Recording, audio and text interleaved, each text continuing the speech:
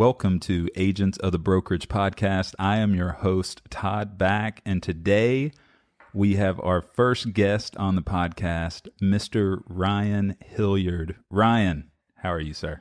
Todd. How are you feeling? I'm good, man. It's good to be here with you, and I'm honored to be guest number one. Well, you know, the whole point of this podcast is we want to get to know our agents just a little bit better.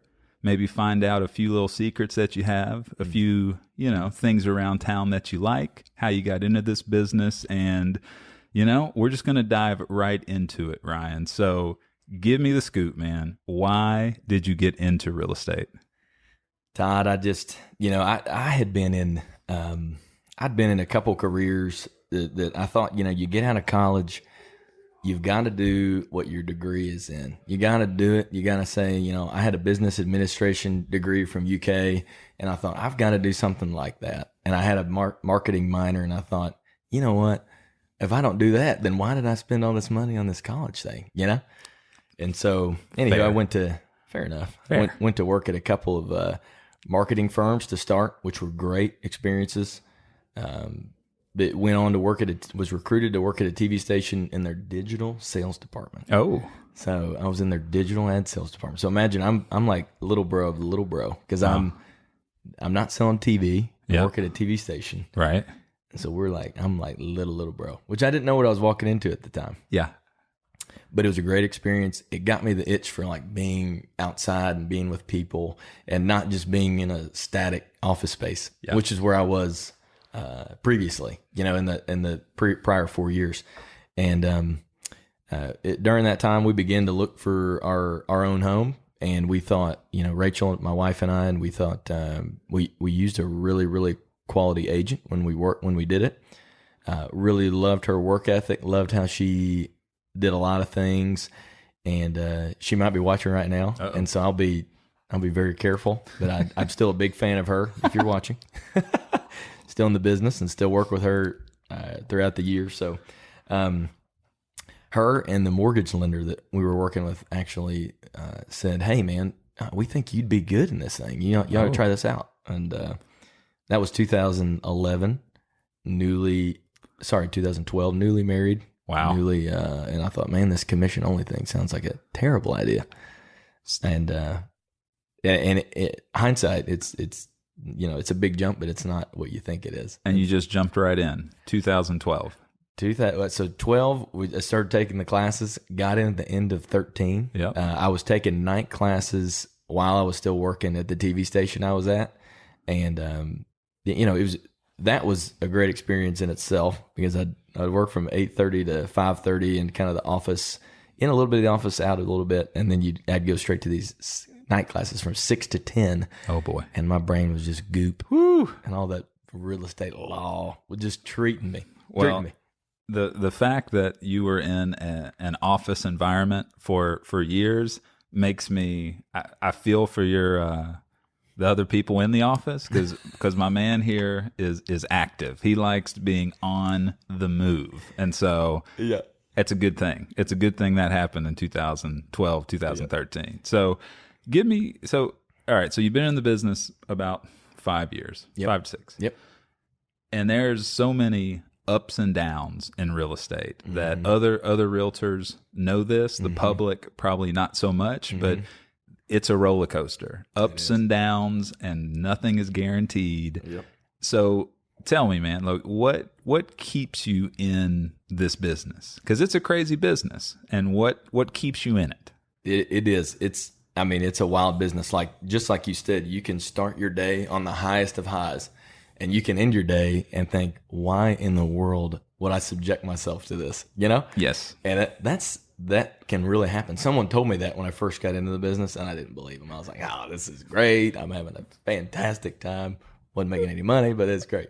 So, what keeps me in it really is that I see it as a true service to people. Yeah. I know that realtors from time to time get a bad rap they think we're here to do very minimal and collect a check. Yep. Couldn't be the opposite of the way I view it. I view it, we really provide value for our clientele.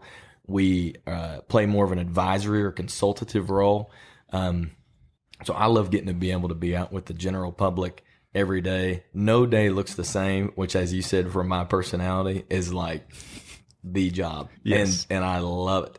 And so that keeps me involved. The people I get to work with, you know, it's so nice. You get to work with some really fun and interesting people that I would have never met if I was not in this career. And so I really enjoy that aspect of it. I walk into a meeting and I'm like, you know, who are these people? What are we about to go to? And I'm always thinking all these thoughts. And then by the end of it, you heard a little bit about their life story. You hear about this home they've raised a family in, or that they've, you know, done a lot of life in, and means more to them than you could ever imagine. So it's pretty cool. So I'll say this because, you know, Ryan is one of the most modest and humble people I know. But, you know, Ryan, he had an amazing 2018.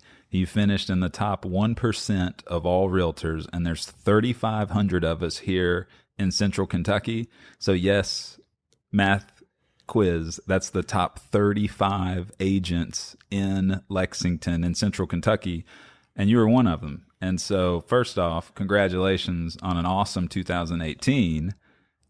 And my question to you is, so you get to work with a lot of people, right? They're making their largest decision that most of them will ever make. Yes. And like what, and you kind of touched on it, but just to go, like the favorite aspect of being a realtor, doing what you do, like what do you love doing? Like what's your favorite thing?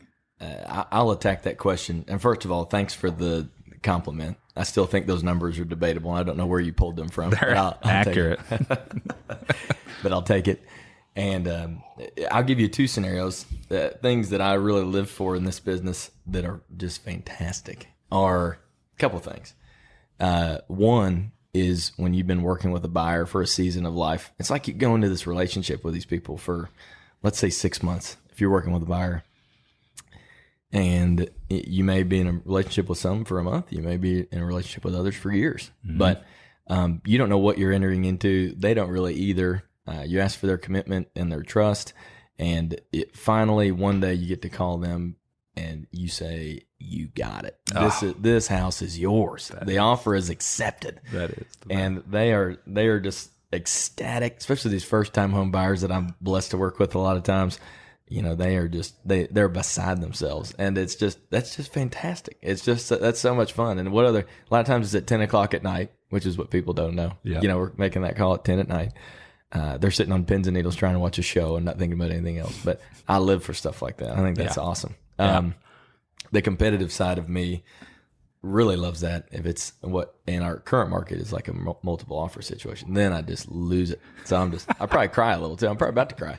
No, hold on. Keep it together. Take a break. Take a breather. So, all right. So that's your favorite aspect, but we all know that there's the other side of things. And so what is your, and I know my answer for this easy, but your least favorite aspect of being a realtor, especially in today's market, like what's your least favorite and sometimes it's stuff that's out of our control, right? And that's, but what's your least favorite?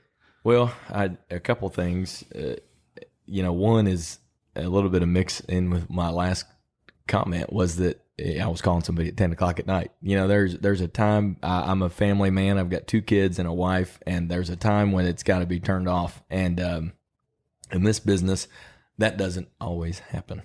And especially in in like a spring market where we are right now. It's April of 2019. Things are going good. Lexington's a great place to live.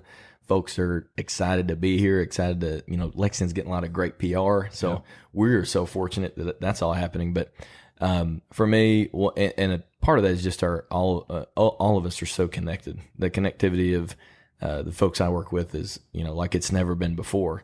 And they know that I'm on, and they know that I'm just as hyped as they are, or they, at least I think I am, because I'm really, you know, I get a little hyped up.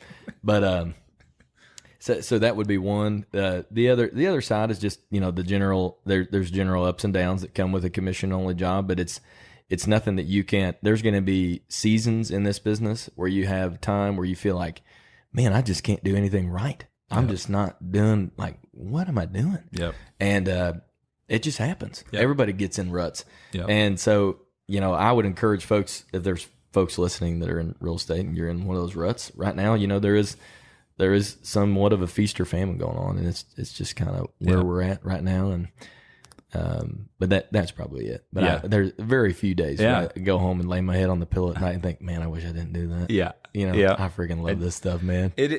And I'll tell you, for me, just to share it with you, and for anybody listening to this or watching this, is that, man, the one thing that it's part of it, and I've been in it, for 13 years. It's this: there are some things that are just out of our control that we cannot manage, and they can sometimes make or break a transaction. And sometimes it's terrible stuff. Like someone loses a job and now they can't get the loan, which then then that deal falls apart. And then those people that were buying it, and it's just a domino effect. And it's out of all of our control. And we do the best we can to put our clients in the best position possible. But sometimes there's things that, man, it's life, and it reminds you that there's a bigger picture, and it's just, you got to come at it with a different perspective, or you may not make it too long in this business. Yes, no, you hit that on the head. But okay, so let's go back to 2013, and I'm going to call this day one Ryan, the realtor. Yep. Knowing what you know now, if you could go back and talk to that day one Ryan about this business that he's about to embark on, what would be either like the one piece of advice that you would give day one that you know now? Yeah, man, that's a great question. I think, day one Ryan had a lot more hair, and he was a lot skinnier, and man, he looked good. So I look back at I want to be that realtor that goes back and like the 2030 in this business, I'm going to go back and put my 2013 picture on. So you will be the one that has the photo from 2012, and you're just like, is this you? Like, yeah, we're going to meet this bald guy and be like, bro, what am I looking at? So anyway, but I mean, the biggest thing for me, we talk a lot about it a lot in this. Sorry, that's so good. We talk about it a lot in this business, but there's a lot of training that goes into it. A lot of places that you can go work and give you a lot of, hey man, we're going to train you in this and this and this. And I will tell you, I had some of the best one-on-one training that you could have ever got in real estate for a season. Those first 6 months, when I started, I had a one-on-one guy that trained me. Like every other day, we were getting together for a couple hours, and it was phenomenal. And because it was real world stuff. You go to real estate school, you learn some of these terms. You're going to use about maybe 10% of those, like real life business. And so for me, what I would tell Ryan day one would definitely be that it was outside of that training, would be that you have got to communicate incredibly well, because as you said, it's their biggest investment. It's also one of the most stressful times in their life. And then you have to give really good expectations, and you have to be able to deliver bad news. Yeah. That's what I was. This has changed me in a way of, my wife and I talk about it, that, man, I was such a softy about giving anybody bad news or doing anything like that. And the bad news is mostly stuff, like you said, it's all out of your control. It's not stuff that's like, I could rein it in or something. It's completely out of our control. Someone loses a job, or there's for some reason there's a credit card debt somewhere you didn't know about. Just stuff like that. And so I would say, one, communicate effectively and more than you think. If you think you're communicating well, communicate more. Yep.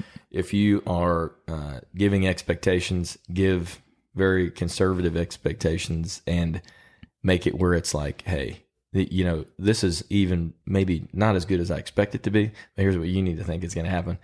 And then just, be able to deliver news that sometimes you don't want to deliver, and make that call fast. You've been there. That's such great advice, man. That's spot on. That is it. And I met with one of our new agents this morning. He'll be the newest agent, like literally the newest to the brokerage. And I told him, I said, man, and even though there's only 6 hours required of you at L-Bar, I was like, I would go to one class a week. And I was like, I'll go through the sheet with you of the classes I would go to. And I was like, go and learn as much as you can, because real world stuff, a lot different than passing that test to get and it's, So on this, now this could go a lot of different ways. I'm sure you've had a lot of memorable moments in your real estate career. And I'm sure some are good, some are bad, some are funny, some are sad, but give us like what's the most memorable, however you want to take that has happened in your career. Yeah, I'm looking forward to hearing this. I might treat you with something good here. We'll see. So I had set up a showing. This was probably, I'd say like 2015 or something, 4 years ago or so, and it was on a nice house. It was on a house that had been put into an estate. And there was still someone living there at the time. So I called the person that was in control of the estate. There was a guy living there. Told me when he was going to be gone, and set up a showing for these really excited first-time home buyers. And, it told me where the key would be. They'd hide a key for us. Everything would be great. It was on probably, no joke, probably one of the top 5 like most desirable streets in Lexington. And it was a house that had been it hadn't been let go, but it had just been lived in and not really updated. And it was fine. And while we're sitting in there, we get into the kitchen. Everything's going great. An alarm clock goes off. Oh, boy. And I'm thinking, oh, that was interesting. I don't know. Surely nobody's home, right? Right. 5 minutes go by. Alarm clock goes off again. Oh, no. And we're in the kitchen. We're like, man, we're thinking, this is a nice house. This is great. Here comes old boy out in his underpants. No. Right? No. Yeah. Old boy comes out in his undies at Alpha late night, and he's granted, this is like 4 p.m. This is like early evening. Oh boy! And comes out in his undies, walks right in, grabs the water, says, "Well, guys, I'm really sorry," and he just walks right out. And so that may not be the best of the best, but it was a great time. Did they get the house? They didn't pursue the house. Okay. I think they had to. There's a lot of visual aspects that went into the continuing thoughts of the house after that. But they, and I'll say, hey, the guy looked pretty good. He did good. He was probably 65 or something. He looked good. Nice. He's wearing some Fruit of the Loom white. He's just waking up. Just waking up, man. 4 o'clock. That's why they don't put that on $1 Million Listing. No. They don't. That doesn't make the cut. That didn't make the cut, but it's one of probably 100 that I could tell you. But that one always resonates with me because these were close, dear friends of ours, and we still talk about it to this day. Well, and on that point, why communication is so key. I know recently, and there's nothing when you schedule a showing, you got it confirmed, and then you go to the house. You ring the doorbell, and you through the stained glass, you can see someone rustling around, and there's 3 dogs, and you're just like, oh boy, and then you're like, hey, Todd back with the brokerage. Did you know we were confirmed to a showing? No, didn't know a thing about it. And I'm like, well, okay. Well, all right. Okay. We're here. Yeah. Can we take a look? Yeah. So can we give you 5 minutes? Yeah. It's there's never a dull moment in what we do. So, okay. Now, doing what we do, we are a lot of places. We're driving all over town. We're going into other, places. I'm born and raised in Lexington, and I still see places that I've never been to, and it's always interesting. So, some of your favorites, Mr. Hilliard, like what are some of your go-to just spots to visit, to eat? And you're a low-key, if you guys follow Ryan on social media, you'll know he a little bit of a foodie in you, and I'm excited. I'm happy. Yeah, a little bit in there. I come to you for reviews. So what's some of your favorite places, spend time just around town? Like what's some of your spots? Man, that's a great question. Lexington in the last, probably 10 years has just taken off in terms of the food scene and coffee scene and everything else. So, Rachel and I are undercover foodies. Yes. Yeah, we love a hot date night, and we love to we try a lot of new spots, and we are guilty of not being incredibly loyal to a ton of spots. So I will give you our most recent favorites, and then we'll kind of go from there. Perfect. But I would say number one, if you're going to go, we'll go dinner, we're going to go a little breakfast, we're going to go... we're going to mix it up. Maybe just a chill spot, like you said. Yes. Some of those places that you got to go to if you live around Lexington. So, go. Dinner. Yep. Corto Lima. Oh. Which is a no-doubter for us right now. Classic. Rachel grew up in Albuquerque, and so she's what I would call a Mexican food snob. Oh. Yeah. And all so right. Hard to please. Go Rachel. Go Rachel. Rachel, though, is a Corto Lima fan. Okay. And I love it. Some of the best guacamole in town, best food presentation. You're not going to kill the budget to go there. So all around, check. Now, do you have to get a reservation there, or can you just show up? That's a tough one. The last few times we've been opportunists and just gone at the right time. With kids, you kind of go out to dinner at like 5:00. I'm 0 for 4 with Lauren. She'll laugh. Yeah, we're 0 for 4 for Corto Lima. Yeah. It's a running joke now, which is fantastic. I know. My Spanish is not great, but I believe that means short and lime, and it's at the corner of Short and Limestone. So I think I've figured out the main reason for that. There you go. Good. But and that's in one of those locations, Lexington, we all know has been like probably 5 things within the last 10 years. For sure. That one's got staying power. I love it. So good one there, Corto Lima. Coffee shop. Part of my weekly routine is I get a little bit of rest and journaling done. A Cup of Commonwealth, which is not the most I'd say underground spot anymore. But Sal, the guy that runs the place, is a great guy, and love to support him. Also, we like to go post dinner for a little chocolate holler. Oh, this is now a Salvador Sanchez infomercial. I like it. Funny story about chocolate holler. These mugs that we have right here, inspired by the mug I bought at Cup of Commonwealth, and yeah, I know, dude, it's a great one. It is a great one. And then for family spot, we love to take a little. So in Lexington, we are surrounded by the horsies. Yes. And the kids love the horsies. I love the horsies. I mean, come on. When I was a kid growing up in Illinois, we went on car rides and looked for deer. Okay. So that's what you do in Illinois. It's cornfields. So they're like, where can you see a deer in the corn? Or, so anyway, now we've started a little bit of it and very small tradition of kind of going out and horsey watching, or going out and finding a little spot, pull off outside of town and just watching the horses. That's nice. Kind of cool. All right. Very low key. Is there a good road that you like for that? Yes. Okay. Do share. And so it's definitely Old Frankfurt Pike. Old Frankfurt Pike. Gotta be. Paris Pike's a great one too. But man, and you know what's the reason for that is typically we're for a family night out, we're going to Wallace Station. Ooh. So we're hitting a little horsey watching either on the way there or back. Have you been to Wallace Station? Once. That's another one. I just found out about it like last year. Fantastic. So good. Yeah. So good. Yeah. And for our audience, my favorite part about Todd Back is that he's lived in Lexington his entire life. And he's uncovering spots with me that he's never been to. So I feel like that makes me really, really happy. And one that I know that you just uncovered, which is the last one, and is again not like not out of this world or anything but you got to drive 45 minutes, maybe an hour, depending on where you live in Lexington. But you got to get out to Red River Gorge. Got to go for a hike on either a spring day or a fall day, and just take it in and just enjoy it. It's awesome.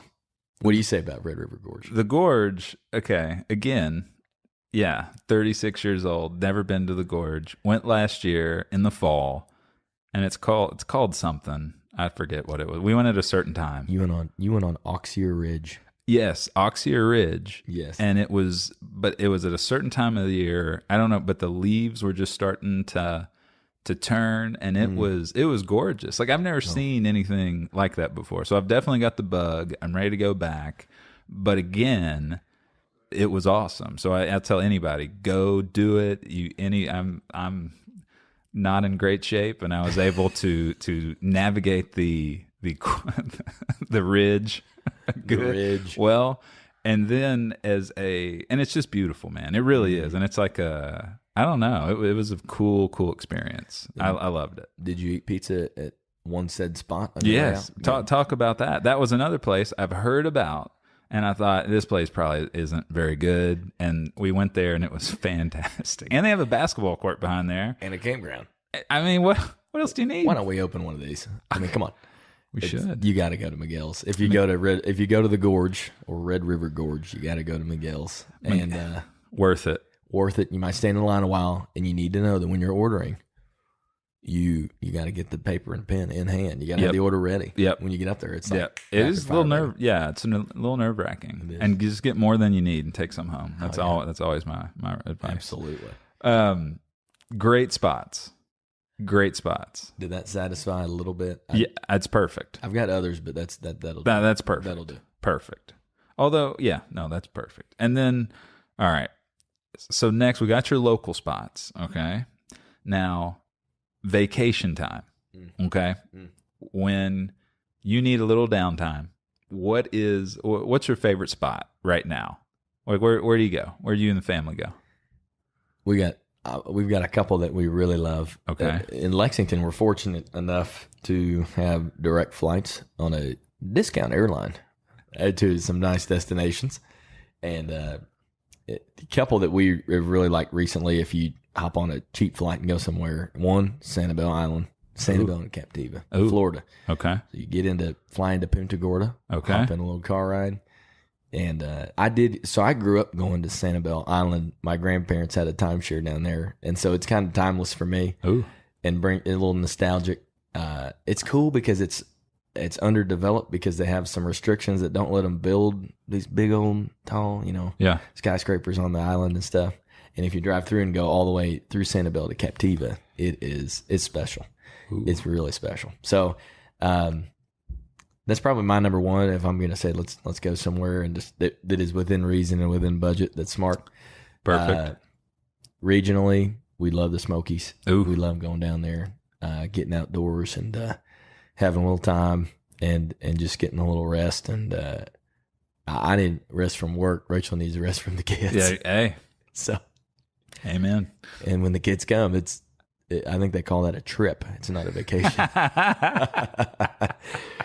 But it's good. And then my sister lives in out west. She lives in Corvallis, Oregon. So when it's pretty cool when we go out there. We only get out there about once a year, but when we go, we try to do a day or two after the family visit to go to a different spot. And so we went a couple of times ago out to a place that I thought was a little slice of heaven out there. It was very different looking.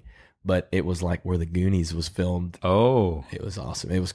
We went to a place called Cannon Beach. Ooh. And there's a rock there that people would know, like out in the surf. It's called Haystack Rock. It's probably on your screensaver on your computer that you never knew was there. Oh, Haystack. So, we just, whenever you can, man, you only live once. Yeah. I know the YOLO saying's like way out, bro. Boy. But oh, gosh. Did I age myself? Oh boy, Ryan. You really do. You got to get rest, man. Yeah, that's the one thing in this business. Like, especially you got to make time for it. You got to have good people in your corner. That's one thing that I love about working here. Just side note. This is just side note, but we never have trouble. If you need a weekend, 3-day weekend, if you're taking a trip, like somebody's going to back you up. Yep. And they're going to help you out, and you're going to have the help you need, and your clients aren't going to feel like they're underserved. That's always my biggest fear. Yep. I'm like, if I go on vacation, then what's going to happen? The perfect house will come on. Right. So. I know. And it is like rest is such an important, I guess it's like recharging, and there's always that point at the end of the year. Like it never fails. And I bring it up when we talk all the time at the end, just November, December. Every November for 13 years I've been in business, I always say this is the last year. And you just have to embrace the, some of the downtime. And that's a great time to recharge, spend time with family and kind of collect your thoughts and just, get ready for what's ahead because, the last 2-3 years in Central Kentucky have been, record-breaking years. And it's just... life isn't slowing down. Technology's not slowing down, and it's go. It's a go, man. Yeah. Yeah, and you got to be disciplined enough when you do that to say, hey man, I'm gonna actually legitimately turn my phone off a little bit. You know? That's and that's not a popular opinion, but you got to do it. Yeah, like mentally, you could be capped out. I hate the thought of anybody getting burnt out on this business just because they weren't getting the amount of rest that was needed. Yeah. You know? So. And it's okay. Like you have to give yourself permission to say, all right, like I'm putting and the thing is on your phone, you swipe up and you hit the plane button and you just, it's amazing. Like the little detox, you know, like it's part of it. So did you see that joke on Facebook that was running around for a little while that was said, you know, folks always say like, man, it's probably great to be a realtor. And then they said, what's it like? And they said, well, let me text you every 15 minutes until you start getting into tears. And then but you know, they just know it. We love our clientele. Forgive me for that. You can text me anytime. Yes. Between 8 and 8. Especially Ryan. Yeah. Text me anytime. Preferably 8 and 6. So, all right, man. So people just got to know a little bit more about Ryan Hilliard. So what's something that people don't know about you? Is there anything that you're like, people like, I'd be surprised if I was like, oh, wow. Man, that's a really good question. And I really like it. Well, you know, for as much of a foodie as I am, I love Taco Bell. Oh, that's easy. That's easy. Just made my heart smile. Man, that's wonderful. So we'll go there sometime together. Please. If we can get a cheesy gordita crunch at Taco Bell, you're my favorite mandate of all time. All right, man. We can do that. We can do that. Man, I tell you what, I mean, I'm a pretty open book, so I tell people to ask me anything they want. And I'd say, you know, I'm a small town guy from Illinois. I grew up in a town of 3,500 people. My graduating high school class was 90 kids. Wow. And so when I think about, you know, I'm really a nobody. I'm just a little dude here doing this real estate thing and really enjoying what I do. But I think it's just fun. Lexington is the perfect size city for myself and my family, and I think that we really love it. I know that everyone that comes and visits us here loves it, and I think one of my favorite things to do is just when folks come to visit and they come to Lexington to be like their tour guide. That's awesome. I like to play tour guide. That's awesome. The other thing that you can I'll finish on, but I always wanted to be an NBA announcer. Oh, Todd back for 3. I still wanted to. That was good. Ladies and gentlemen. Go. But now I'm done. Okay. We'll get the Bulls background and we'll get a little intro music. Oh my gosh, if you play that. Okay. And so then here's something I'd like to throw out there at you as we wrap up here. And that is that, you know, secretly what I'm doing with this too is I'm sending this off to the producers at a small show on HGTV, and they're actually getting their own show soon, Fixer Upper, because I've heard around Lexington that people call you the Chip Gaines of Lexington, Kentucky, and I've listened to Chip's autobiography on Audible, and I love the guy, and I see and hear a very strong resemblance because everybody loves you. You treat everybody right. I've never haven't really seen Ryan in a bad mood ever, and he is always full of energy. And so, what do you think about that comparison? And like, can we call you Chip, or like what should we do? First of all, it's entirely unwarranted, and but here's what I tell people about that. They do. I've heard that once or twice. And I love Chip Gaines. I love Chip Gaines, and Joanna too. And what I like to tell people is that if with that comparison, like I can tear down a wall, but boy, I can't rebuild it. I can't rebuild it. So that's what. If there was any likeness there, then I don't know. But it's very flattering. I think Chip is awesome. I think they are doing a really fun thing. I don't know how they do what they do with young kids and a family, but what a cool dude, creating an empire. I think you guys could have your own show. Just cool, get Rachel on board, and it'll be perfect. Have you heard what that people say about Todd Back? That you No, I haven't. That'll be on the next podcast. Let's just say you're Gary Vee without the cuss words. How about that? That's good. That's good. So, Ryan, as we wrap it up here, man, the big question that we're always going to end in these podcasts on are, what is your why for being a realtor? Because a lot of people they see this business and there's all these shows on TV now, and you always have to remind the the public or clients, and also I talk to our agents about this all the time, is that that's a show. Like, it is meant to have people be entertained and have people watch, and that's what it is. Like, it's not real. And so some people see that, they see the fancy cars and the big houses and the suits and all that stuff. And sometimes realtors, they get a bad rap because it just seems a little different. But, yeah. And I think, reality is that, I think, I don't have the numbers, but the average income of a real estate agent, it's not, I think it's around $35,000-$40,000. Like, it's not like we're all making $500,000. Exactly. And so, what's your why for doing what you do? Why is the reason you are a real estate agent? Why do you love it so much? Like, why are you so good at it? Like, because it has to start somewhere. Yeah. Right. Yeah. So what is it, man? Well, I think a couple things. I think you're right. One thing that always bothered me was that real estate agents do get a bad rap. So my idea was, when I got into business, was I want to redeem the real estate industry. I want to redeem it. Like, I want to bring back the good thought about what a real estate agent does and how he can service people. He or she can service people, and how they can actually serve their clientele. This about me. I'm a faithful dude, and a lot of that drives what I do. I definitely am not as disciplined as I want to be, but I want to be getting up in the morning, having some quiet time, and then going out and really, really like giving people my all, and really serving them, and looking at something you mentioned earlier, something bigger than myself. And that just means, folks can get awfully worked up in real estate purchases, which happens. I think there's some stat about like weddings and moving and something else are like the top stressors. Yep.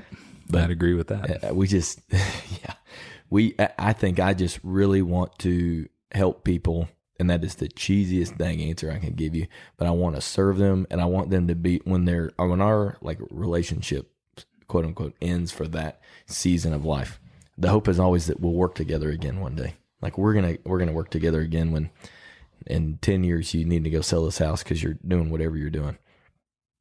My hope is that the biggest honor is that they call you back and that you've done it. And that means it's like, all right, man, job well done. You've done it, and now they're coming back to you. Maybe, again, a little more bald, but who knows? But all that to say, just seeing it as a service. I know that things are changing fast in our business, and technology drives a lot of different things like that, but it's still a person-to-person, interpersonal business, and it's a real-life decision, and it is something that I think we can play a vital role in. And we, I joke with people like, hey, man, you're not going to do your own dental work, and I'm not saying that what we do is dental work, but we do this every day. And for folks, we're asking for their trust. We're asking for them to trust us on what we advise them on, and then with a lot of times let the numbers in terms of what works out for them speak for themselves, but we just ask them to trust us. And I love that part of it. It's a people business. Yep. That's what I love, man. It's just people. And we're just helping with their biggest investment they'll ever make. So you can't take that lightly. Dude, perfect. Well said. He's Ryan Hilliard. I'm Todd Beck. Now, if people want to get you, what's your Instagram handle? The Insta. Yeah. What we got on there? Yeah. Is it Insta? Yeah. You can get me at Hilliard Ryan, at Hilliard Ryan. It's HILLIARD. Oh, not boy. Hilliard Ryan.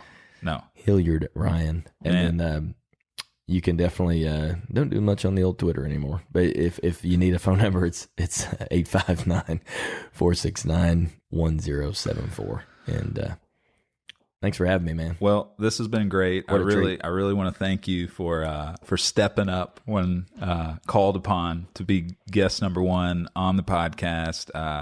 I know in the community, in the real estate community, man, everybody really respects you, and I'm grateful that you're part of our brokerage family here, and this has been awesome. So I'm going to link everything up for Ryan in the comments. You can check him out there.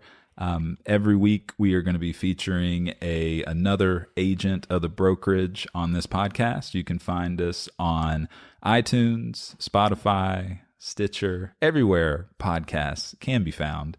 YouTube, Facebook, Instagram, at The Brokerage KY, and you'll see us. Any final words, sir? Are we going to like take over Joe Rogan for like the best, one of the best podcasts out there? Probably not. But I'm thankful for you, bro, putting this together. So nice job. This is, I'm stoked, man. Love working here at the brokerage. This is it. All right. Bro. Signing off. Much love. Todd back. Ryan Hilliard. See ya. Let's go. Yay. Yay.